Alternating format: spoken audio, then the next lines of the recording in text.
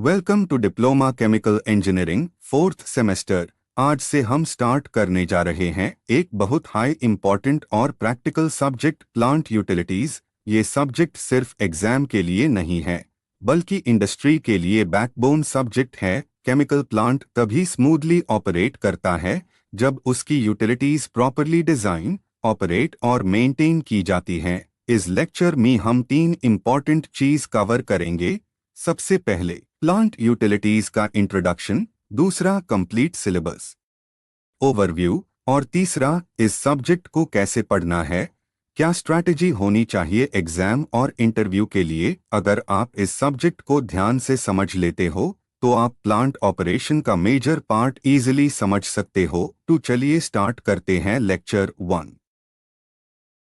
अब सबसे पहले समझते हैं प्लांट यूटिलिटीज क्या होती है। प्लांट यूटिलिटीज बेसिकली सहायक सेवाएं होती हैं जिसे इंग्लिश में हम सपोर्टिंग सर्विसेज कहते हैं। ये डायरेक्टली प्रोडक्ट का निर्माण नहीं करती लेकिन किसी भी केमिकल प्लांट के प्रोसेस को स्मूथली और कंटिन्यूअसली चलाने के लिए बहुत जरूरी होती है। सिंपल शब्दों में अगर कहे, प्लांट का मेन प्रोसेस तभी चलेगा जब उसको सपोर्ट मिलेगा और वही सपोर्ट देती है यूटिलिटीज।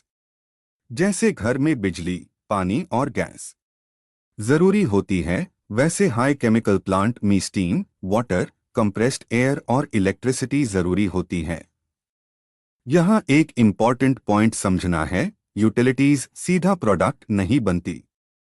एग्जाम्पल के लिए, बॉयलर स्टीम बनाता है लेकिन स्टीम खुद प्रोडक्ट नहीं है। स्टीम का उसे होता है हीटिंग के लिए, डिस्टिलेशन के लिए, रिएक्शन के लिए। इसलिए यूटिलिटीज इनडायरेक्ट रोल प्ले करती है लेकिन बहुत पावरफुल रोल। अब सोचिए, अगर यूटिलिटीज की सप्लाई रुक जाए तो क्या होगा। अगर स्टीम बंद हो गई, हीटिंग रुक जाएगी। अगर कूलिंग वाटर बंद हो गया, टेम्परेचर कंट्रोल खत्म। अगर कंप्रेस्ड एयर ना हो, कंट्रोल वाल्व्स काम नहीं करेंगे। और अगर इलेक्ट्रिसिटी चली गई, पूरा प्लांट शट डाउन। इसलिए स्लाइड में लिखा है, यूटिलिटीज की सप्लाई रुकने पर प्रोडक्शन बैंड हो सकता है और प्लांट शटडाउन की सिचुएशन भी आ सकती है। इसलिए इंडस्ट्री में यूटिलिटीज डिपार्टमेंट को बहुत इंपॉर्टेंस दिया जाता है। एक अच्छा प्लांट ऑपरेटर वही होता है जो प्रोसेस के साथ साथ यूटिलिटीज को भी समझे। अब हम देखते हैं इस सब्जेक्ट का complete syllabus structure. Plant utilities subject को टोटल 5 यूनिट्स में डिवाइड किया गया है।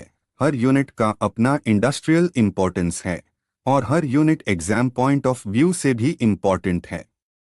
Dash # small blue diamond unit 1 importance and classification of utilities. सबसे पहला यूनिट है importance and classification of utilities. इस यूनिट में हम समझेंगे हार्ड वाटर और सॉफ्ट वाटर क्या होता है, इंडस्ट्रियल वाटर के रिक्विजिट्स क्या होते हैं, वाटर ट्रीटमेंट के मेथड्स जैसे केमिकल सॉफ्टनिंग, डिमिनरलाइजेशन, रेजिन्स का यूज, सॉफ्टनिंग और रिवर्स ऑस्मोसिस, और इम्प्योर बॉयलर फीड वाटर के इफेक्ट्स। ये यूनिट बेसिकली वाटर यूटिलिटी को स्ट्रॉन्ग बनाता है।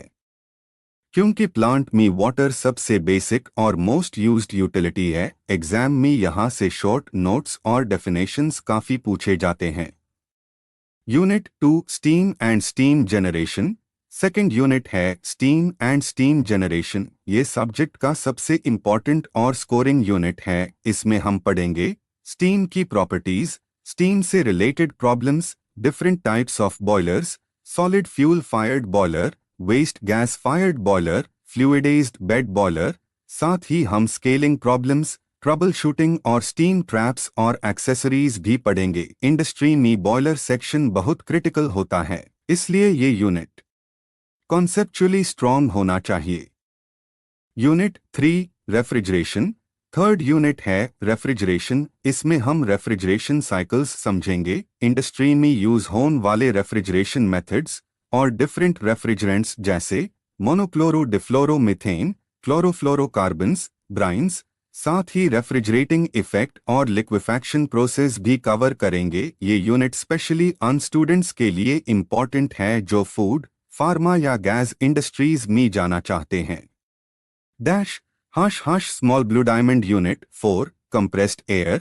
फोर्थ यूनिट है कंप्रेस्ड एयर। ये सबसे बड़ा यूनिट है 8 पीरियड्स का। इसमें हम पढ़ेंगे compressor classification, reciprocating compressor, single stage और two stage compressor, centrifugal compressor का वेलोसिटी डायग्राम, स्लिप फैक्टर और इम्पेलर ब्लेड शेप, साथ ही properties of air, humidity chart और कूलिंग टावर्स भी कवर करेंगे। ये यूनिट थोड़ा टेक्निकल है, इसलिए यहाँ डायग्राम्स और न्यूमेरिकल अंडरस्टैंडिंग इंपॉर्टेंट रहेगी।